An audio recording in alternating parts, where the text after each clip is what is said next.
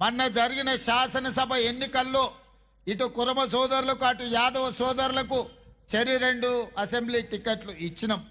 6 నెలల ముందే చెప్పిన బీర్ల ఐలయ్య చెప్పినట్టు సరితమ్మ గద్వాల్లో సరితమ్మ కానీ ఐలయ్యకు కానీ టికెట్ 6 నెలల ముందే నేను పిలిచి చెప్పిన.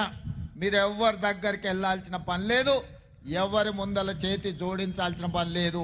మీ టికెట్ మీ ఇంటికి వస్తుంది, ప్రజలల్లో ఉండండి, ప్రజలతో మమేకం అవ్వండి అని.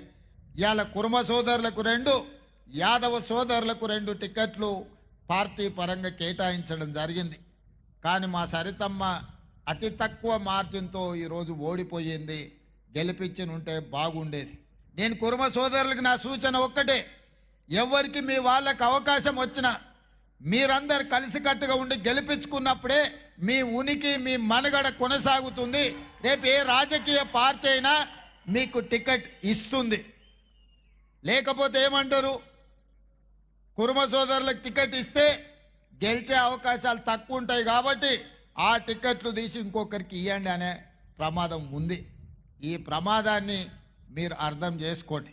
గెలిచిన ఎంబడే 4 విప్పులను వేస్తే, ఒకటి కుర్మ సోదరుడు బీర్ల ఐలయ్యకు మొదటిసారి ఎమ్మెల్యేగా గెలిచిన విప్పుగా వేసినాం.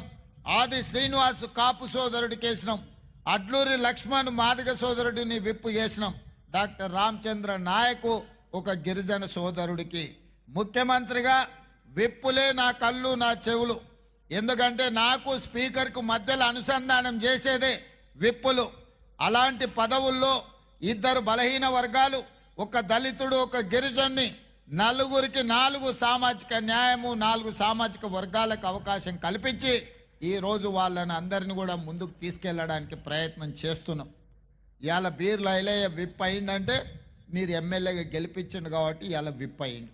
ఇవాళ విప్ అయిండు కాబట్టి ఈ ప్రభుత్వాన్ని మొత్తం దొడ్డి కొమరయ్య భవన్ దగ్గరికి ఎగ్గె మల్లేశం ఎమ్మెల్సీగా ఉన్నాడు, బీర్ల ఐలయ్య ఎమ్మెల్యేగా ఉన్నాడు కాబట్టి ఇవాళ వేలాది మంది మీరు రావడమే కాదు, రాష్ట్ర ప్రభుత్వాన్ని మొత్తం దొడ్డి కొమరయ్య ప్రాంగణానికి తీసుకొచ్చి మీ సమస్యలను మా దృష్టికి, ప్రభుత్వం నుంచి మీ సమస్యల్ని పరిష్కరించడానికి ప్రయత్నం చేస్తుండ్రు. దీని అర్థం పరమార్థం, వచ్చిన అవకాశం వదులుకోవద్దు. మీ బిడ్డల్ని మీరు గెలిపించుకున్నప్పుడే మీ యొక్క ప్రాధాన్యత కనిపిస్తుంది. రాజకీయ పార్టీలు మీకు గౌరవం ఇస్తాయి, మీకు అవకాశాలు వస్తాయి. అట్లా మీరు చేసుకోకపోతే మీకు మీరే నష్టాన్ని తెచ్చుకున్న వాళ్ళు అవుతారు. ఇవాళ నేను మీకు ఒక మాట చెప్పదలుచుకున్న, పక్క రాష్ట్రంలో సిద్ధరామయ్య గారు ఈరోజు ముఖ్యమంత్రిగా 3వసారి, 40 ఏళ్ళు 50 ఏళ్ళు సుదీర్ఘ రాజకీయాలలో మచ్చలేని నాయకుడిగా ఒక కుర్మ సోదరుడు ముఖ్యమంత్రిగా రాణిస్తున్నాడు అని అంటే కాంగ్రెస్ పార్టీ అవకాశం ఇచ్చింది. ఆ అవకాశాన్ని వారు అందిపుచ్చుకున్నారు. కర్ణాటక రాష్ట్రంలో ఈరోజు కాంగ్రెస్ గెలుస్తుంది అని అంటే సిద్ధరామయ్య గారి నాయకత్వంలో కాంగ్రెస్ పార్టీ గెలిచింది అని ఢిల్లీ గుర్తించి వారిని ముఖ్యమంత్రిని చేసింది.